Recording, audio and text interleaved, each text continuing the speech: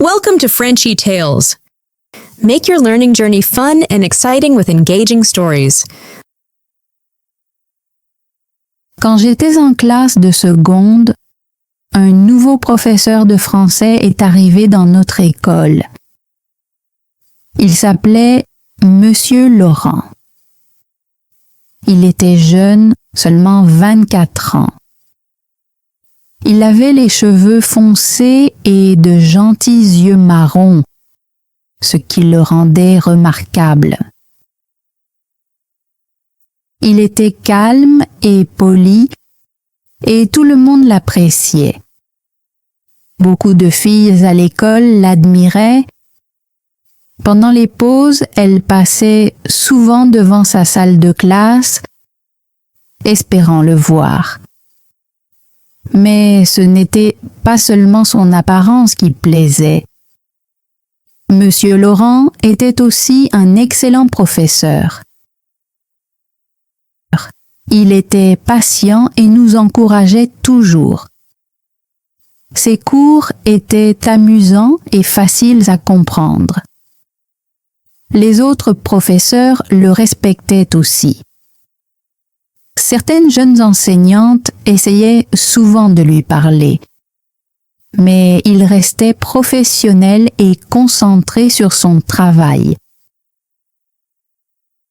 Ce n'était pas le genre de personne à aimer l'attention. Il se souciait vraiment de nous enseigner. J'admirais beaucoup Monsieur Laurent.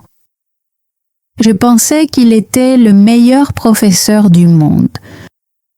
Je ne manquais jamais ses cours et faisais toujours mes devoirs à temps. Mais j'étais une fille timide et je n'avais pas le courage de lui parler ou de plaisanter avec lui comme mes amis le faisaient. À la place, j'essayais d'être une bonne élève. J'écoutais attentivement ses cours et je travaillais dur pour le rendre fier. Parfois, je portais ma robe préférée pour aller à son cours, espérant qu'il me remarquerait. Quand il appelait mon nom en classe, je me sentais toujours nerveuse. Mon cœur battait vite et mes mains tremblaient. Pourtant, j'essayais de répondre correctement à ses questions. Quand il souriait et disait « Bon travail, Emma », cela illuminait ma journée. Ces mots gentils me donnaient la force de continuer à faire de mon mieux. Une année d'admiration silencieuse. Toute l'année, j'admirais silencieusement Monsieur Laurent. Je pensais à lui tout le temps, rêvant même de lui la nuit. J'ai appris qu'il vivait près de chez moi et parfois je passais devant sa maison en espérant le voir.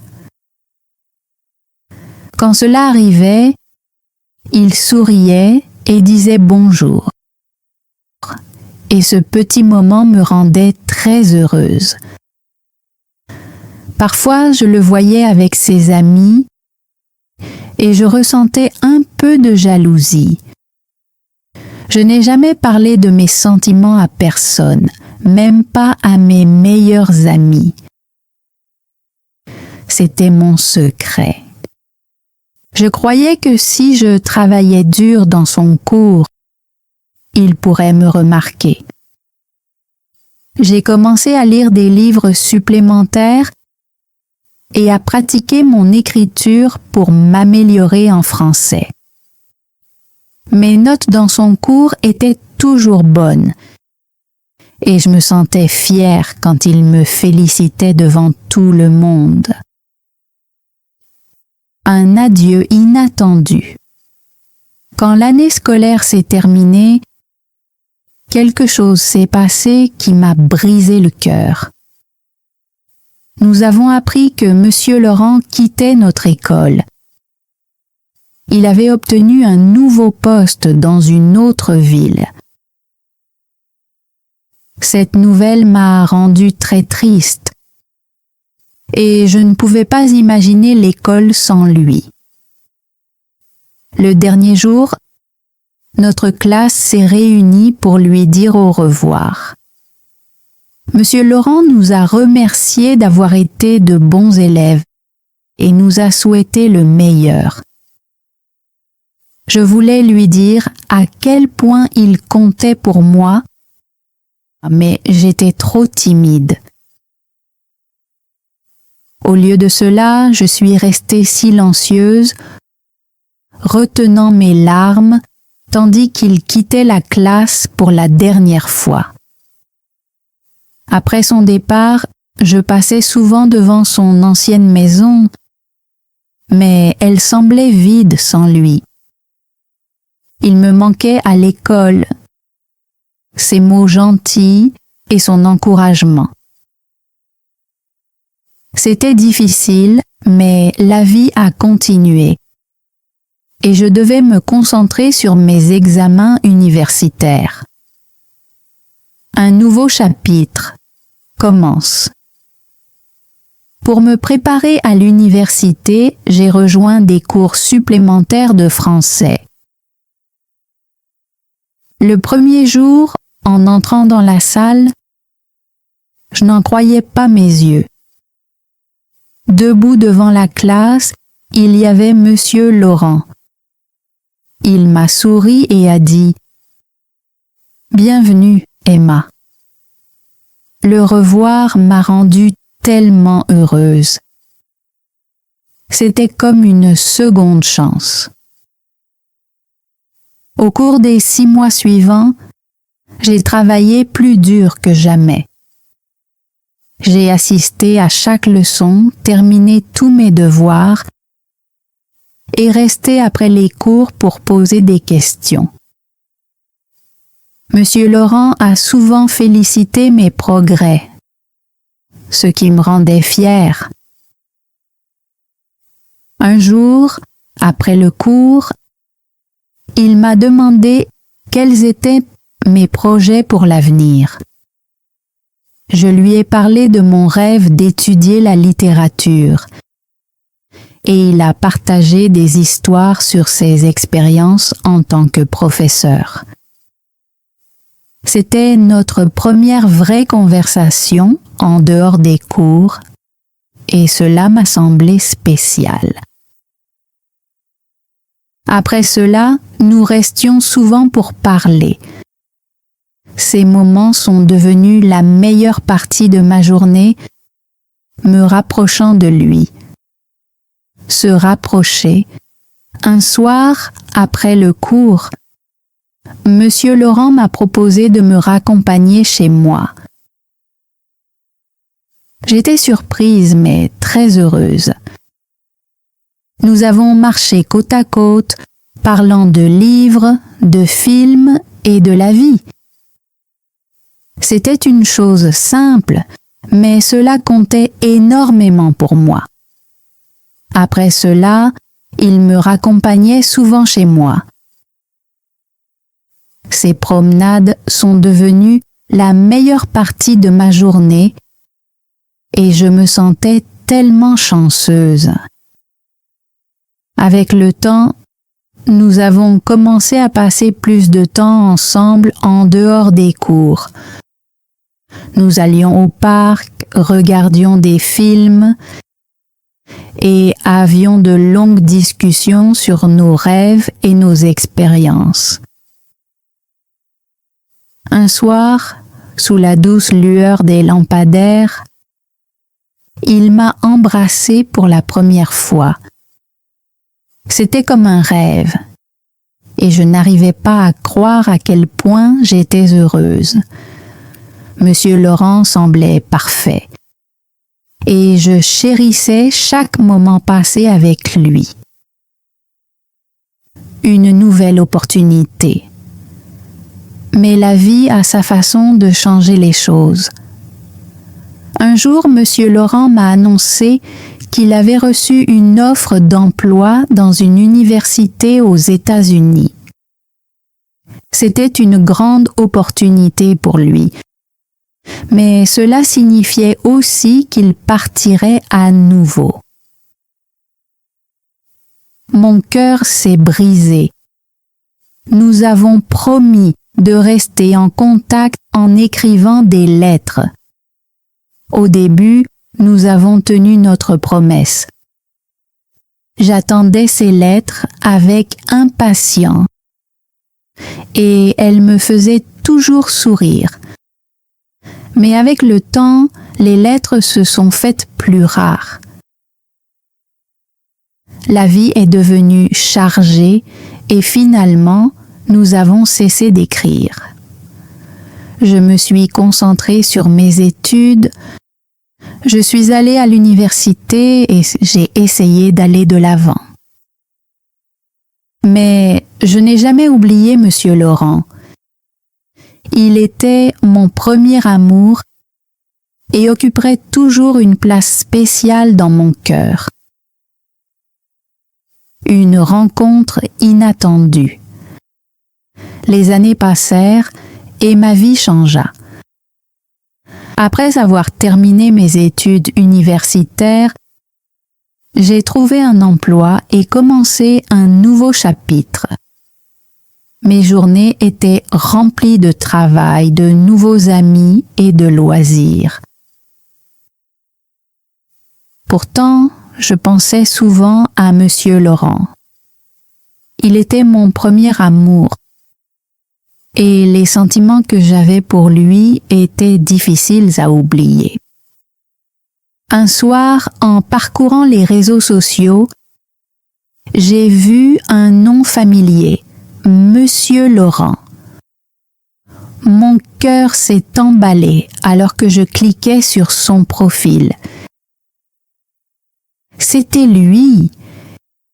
Il avait vieilli, mais il était toujours le même à bien des égards. Après avoir hésité, je lui ai envoyé un message. « Bonjour, Monsieur Laurent, c'est Emma. Vous souvenez-vous de moi ?» À ma grande surprise, il a répondu rapidement. « Bien sûr, Emma. Comment pourrais-je oublier une de mes meilleures élèves ? » Nous avons commencé à discuter, rattrapant tout ce qui s'était passé depuis la dernière fois que nous nous étions vus. Il m'a parlé de son travail aux États-Unis et du fait qu'il était récemment rentré au pays. Puis, il m'a demandé si je voulais le rencontrer. Je me sentais à la fois nerveuse et excitée lorsque nous avons pris rendez-vous dans un café. Le jour venu, j'ai choisi ma tenue avec soin, voulant être à mon avantage. En entrant dans le café, je l'ai vu assis à une table dans un coin. Il m'a souri en me voyant et une vague d'émotion m'a envahi, nervosité, joie et une touche de chaleur. Une réalité différente. En nous asseyant pour parler, j'ai remarqué que Monsieur Laurent avait changé. Il avait vieilli avec quelques rides autour des yeux et des cheveux grisonnants. Il avait aussi pris un peu de poids. Bien que son sourire chaleureux soit resté le même, il semblait différent. L'image parfaite que j'avais en tête ne correspondait pas à la personne assise en face de moi. Nous avons parlé pendant des heures, nous remémorant le passé et partageant des histoires sur nos vies. Il m'a posé des questions sur mon travail, mes loisirs et ma famille, et je lui ai demandé des détails sur ses voyages et son enseignement dans d'autres pays. La conversation était agréable, mais il manquait quelque chose. Les sentiments spéciaux que j'avais autrefois pour lui avaient disparu. Après notre rencontre, j'ai beaucoup réfléchi à Monsieur Laurent et aux sentiments que j'avais auparavant. J'ai réalisé qu'il avait été une partie importante de mon passé, mais que les choses avaient changé. Je n'étais plus la jeune fille timide qui admirait son professeur, et lui n'était plus la personne que j'avais idéalisée. Avancé. Une semaine plus tard, Monsieur Laurent m'a envoyé un message. C'était vraiment agréable de te revoir, Emma. J'espère que nous pourrons rester amis. J'ai répondu, merci, Monsieur Laurent. C'était aussi un plaisir de vous revoir. Je vous souhaite tout le meilleur. Nous avons échangé quelques messages supplémentaires, mais je savais qu'il était temps de tourner la page et d'avancer. Un soir, en marchant dans le parc près de chez moi, il s'est mis à pleuvoir. Le bruit des gouttes de pluie m'a rappelé les fois où Monsieur Laurent me raccompagnait sous la pluie. J'ai souri à ce souvenir, mais il ne m'a pas rendu triste. Au contraire, il m'a rappelé à quel point j'avais grandi. La vie est comme la pluie. Parfois, elle semble froide et pesante, mais elle aide de nouvelles choses à pousser. Mon temps avec Monsieur Laurent a été un chapitre spécial de ma vie. Mais ce n'était pas toute l'histoire. Il y avait de nouvelles personnes à rencontrer, de nouveaux rêves à poursuivre et de nouveaux souvenirs à créer. Commencer un nouveau chapitre. Après avoir revu Monsieur Laurent, j'ai eu l'impression de tourner enfin une page de ma vie. Le revoir m'a rappelé qui j'étais autrefois, mais cela m'a également montré à quel point j'avais grandi. Il était temps de regarder vers l'avenir et de me concentrer sur le présent. La vie continuait et je me suis lancée dans de nouveaux défis. Au travail, j'ai commencé un grand projet qui demandait toute mon énergie. C'était difficile, mais aussi excitant. J'ai fait de nouveaux amis qui ont apporté de la joie dans ma vie. Nous avons ri, nous nous sommes soutenus dans les moments difficiles et avons célébré nos réussites ensemble.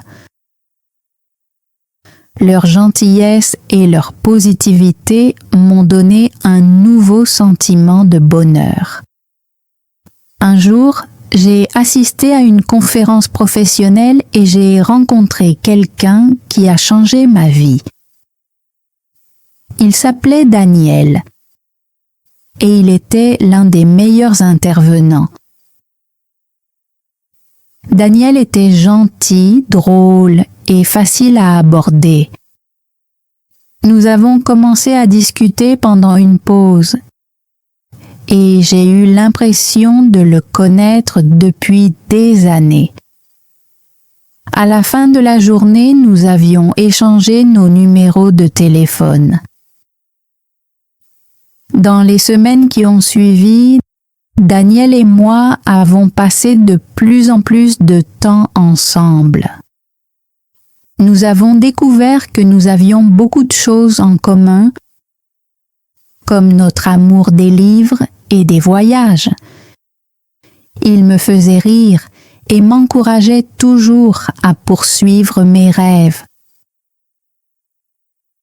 Avec lui, je me sentais à l'aise et heureuse d'une manière que je n'avais jamais ressentie auparavant. Au fur et à mesure que notre relation grandissait, j'ai réalisé quelque chose d'important. Mes sentiments pour Monsieur Laurent étaient ceux d'un premier béguin de jeune fille, plein d'admiration et de rêve. Mais avec Daniel, c'était différent. C'était un véritable amour, construit sur le respect, des objectifs communs et un véritable souci l'un pour l'autre. Je me sentais reconnaissante pour les leçons que mon passé m'avait enseignées, mais je savais que mon avenir était avec Daniel. Ensemble, nous étions prêts à écrire le prochain chapitre de mon histoire. Regarder en arrière avec gratitude. Un soir, Daniel et moi étions assis sur un banc dans un parc, regardant le coucher de soleil. La douce lumière dorée enveloppait tout d'une chaleur apaisante. Je me sentais calme et heureuse. En regardant Daniel, je ne pouvais m'empêcher de sourire, pensant à quel point ma vie avait changé. Je repensais à mon parcours, mon béguin d'adolescente pour Monsieur Laurent, les leçons que j'avais apprises sur l'amour et comment la vie m'avait offert de nouvelles opportunités. Chaque expérience, même les plus difficiles, avait contribué à façonner la personne que j'étais devenue. Merci d'être là, dis-je doucement à Daniel. Il se tourna vers moi avec un sourire bienveillant. J'ai de la chance de t'avoir dans ma vie, répondit-il. À cet instant, je me sentis vraiment heureuse. J'ai réalisé que l'amour ne consiste pas à s'accrocher au passé ou à poursuivre un rêve. Il s'agit de trouver quelqu'un qui reste à vos côtés, partage vos espoirs et vous fait sentir spécial. Daniel était cette personne pour moi, et j'en étais reconnaissante chaque jour. Un nouveau chapitre commence. Avec le temps, Daniel et moi avons construit une vie pleine de bonheur et de nouvelles aventures. Nous avons voyagé dans des endroits dont nous avions toujours rêvé, essayé de nouvelles choses et nous sommes soutenus dans les hauts et les bas de la vie. Chaque jour apportait de nouveaux souvenirs et notre lien devenait encore plus fort. Monsieur Laurent ferait toujours partie de mon passé. Un souvenir de mon premier amour et un rappel de la jeune fille que j'étais autrefois. Mais ce chapitre de ma vie était terminé. C'était un doux souvenir, mais mon cœur était désormais entièrement tourné vers le présent et l'avenir avec Daniel. J'ai appris que la vie est faite de nombreux moments.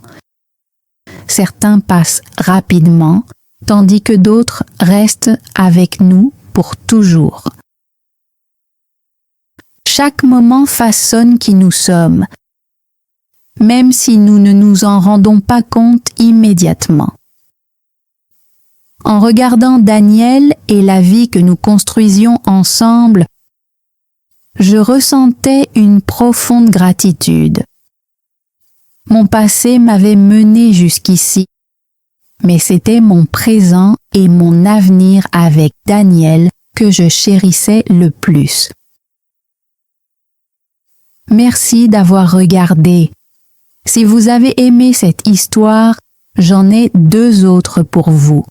Tout d'abord, plongez dans le parcours de Sophia dans « Je ne comprends pas l'homme » où l'amour, la confiance et l'estime de soi sont mises à l'épreuve. une histoire de trahison, ou découvrez la confession touchante d'Emma dans Le secret que je dois garder. Une histoire de trahison, de rédemption et de reconstruction de l'amour. Cliquez sur les vidéos ici même et poursuivez les montagnes russes émotionnelles.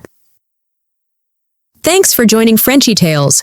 Don't forget to like, subscribe, and keep learning through stories. See you next time.